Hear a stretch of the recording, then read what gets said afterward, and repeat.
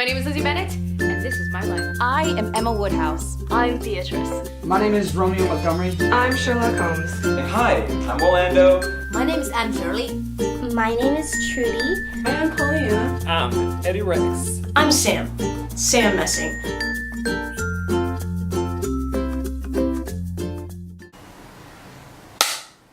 Hi, I'm Daisy Johnston, creator of School Spirit and Unlikely Webseries, which is a literary inspired webseries adaptation of the Noel Coward play Blithe Spirit. A literary inspired webseries, or LIW for short, is a series of short videos that together form a narrative that is either based upon or inspired by a work of literature, a play, or the life of an author. The first literary inspired webseries was the Lizzie Bennet Diaries, a modern-day Pride and Prejudice adaptation released in 2012 by Pemberley Digital. The thing that made the Lizzie Bennet Diaries different than any other web series was that it was technically a vlog series, meaning that the character of Lizzie Bennet published the videos on YouTube herself.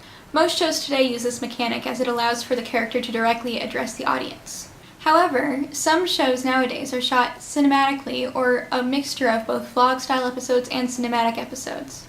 The Lizzie Bennet Diaries went on to set a lot of precedents, even winning a special Emmy, and also establish mechanics that are still used in literary-inspired web series today. From big things like transmedia, in-character social media accounts used for the characters to interact with both the audience and each other, to little things like characters using costumes to recreate past conversations for the camera.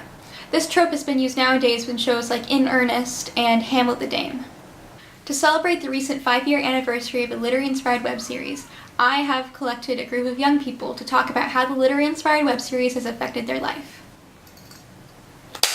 So like a lot of people in the community, I think, I found LIWs through the Lizzie Bennet Diaries. It all started with the Lizzie Bennet Diaries, which was the very first show to start that genre. And that's the one that introduced me to the whole world and the community. And from then I would watch shows like Emma Approved, the autobiography of Jane Eyre, and then from then on it was just, smaller name shows until I got to where I am today. I first heard about literary inspired web series format because I watched the Lizzie Bennet Diaries when it came out, and then immediately my friend Jennifer Catania made Notes by Christine, and I worked on that, and that was kind of the first wave of other people making them. I first heard about literary inspired web series when I got on Tumblr for the first time in, I think, 2012. Lizzie Bennet Diaries was a very big thing at that point. So that was really all I knew until after filming my own web series, when I found out that someone else had also done a series about Much Ado About Nothing. And so I got on Tumblr to see what they were about, and that other show was Nothing Much to Do. Once I started watching Nothing Much to Do, which is an adaptation of Much Ado About Nothing, that's when I really started getting into the community and like web series as a whole, and I started watching other shows and getting really into them as well. Nothing Much to Do was the first show that really inspired me to create a literary web series. I was so inspired by seeing 4 young women about my age creating something and making something, and I wanted to act in a literary web series, so I figured, why not make one? It was a low-budget web series that was made by people who were around my age, and I realized that I could truly make my own web series. The evolution of the literary-inspired web series has been somewhat cyclical. The movement started with shows with really high production values, such as Lizzie Bennet Diaries, or Emma Approved, or Carmilla, but over time, more and more amateur filmmakers wanted to get involved in the movement, and so we have shows such as Nothing Much to Do, or the autobiography of Jane Eyre, where the production values were not as good, but it was definitely a more intimate production. As those smaller productions have been able to hone their craft and increase their resources, they've been able to make amazing spectacles of shows, such as 12th Grade or whatever, or Bright Summer Night.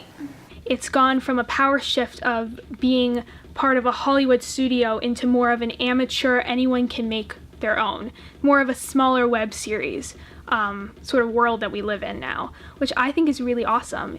And then it's become a very accessible format for people who don't have a lot of resources or a lot of money or anything. They can just kind of do it. Especially if you're doing vlog style, honestly, all you really need is one camera, someone to work the camera and or run sound. A lot of people, I think, just mic their cameras.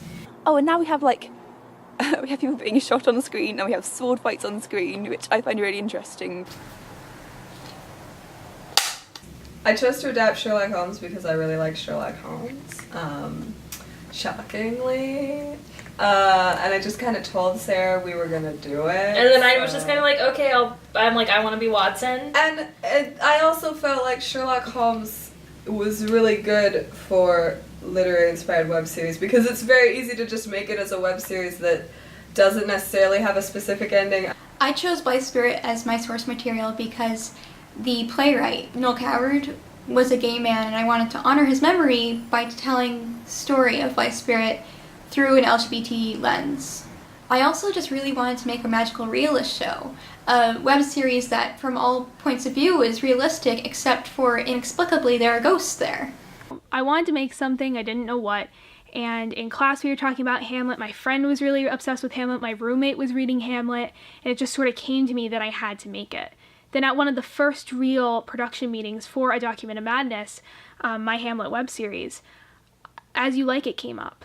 And the plot sounded really interesting, and it felt like it could really sort of be a good segue into seeing what the rest of these characters would be doing with their lives.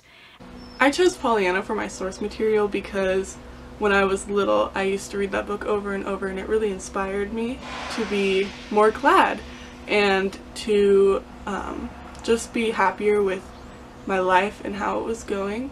So that book was really an inspiration to me. I really wanted to do a Shakespeare tragedy where they died. Like, it was a tragedy. The difference between LGBT rep in TV and literary inspired web series is, I think that we have some, mostly. What is interesting about LGBT representation in literary inspired web series is because I've thought a lot about this. I figured out that there are kind of like 3 different categories that it normally falls into, and they've sort of been evolving over time. There's the Lizzie Bennet approach, which is to have one minor character in the novel who doesn't have a love interest, have an off-screen boyfriend or girlfriend, and maybe like have them say that they're gay or have someone else say that they're gay. So that's what Lizzie Bennet does. I think Jane Eyre does this as well, and For Mansfield of Love and the Kate Warren Chronicles all do this. And then another approach is to take a sort of secondary couple in the novel, or to sort of add on another character to make there be like a secondary non-straight couple. So Northbound does this, Nothing Much to Do, obviously, Call Me Katie with George Squared, etc. And then the third approach, which is very exciting and which is actually becoming much more popular, which is great, is to just make it really gay. So by gender bending like a lot of major characters to have the main relationship not be straight, and often like a secondary also not straight relationship, which is just so beautiful. So there's Carmilla and All for One and Words from Wild and Middlemarch. We're showing so many different LGBT characters in one web series because there's just so much, it's so much more realistic. And it's because I think it's because the younger generation gets it and they want to see what they want to see, and because we're not being funded by these big Hollywood studios, that we don't really have to answer to anyone and we can post what we want to post, and this is what we want to post. I feel like there aren't as many straight people making that too, which could again go back to being like, it's because you don't have advertisers or investors to piss off. Well, yeah, and so it's like we can finally make something and put ourselves in it. Society basically told us, if you want to see these sort of characters in your media, make them yourself. And we did it right. We have trans actors playing trans characters. We have bi representation, ace representation. They feel more personal to people's experiences because they're being made by people who have gone through similar things to the characters, whereas a lot of television and movies are still being made by straight white men. And so it's harder for them to speak to the experience that they've never experienced. So in the Literary Inspired Web Series community, I feel like they've just done this really amazing job, especially with the smaller budgeted projects, with actually making sure that they have, trans representing trans and queer representing queer, and they don't queer bait. In fact, they like straight bait almost, I want to say, where they're like, you think this character's straight, but just kidding, it's actually queer. Here's more representation. And it just feels like really nice to be almost catered to.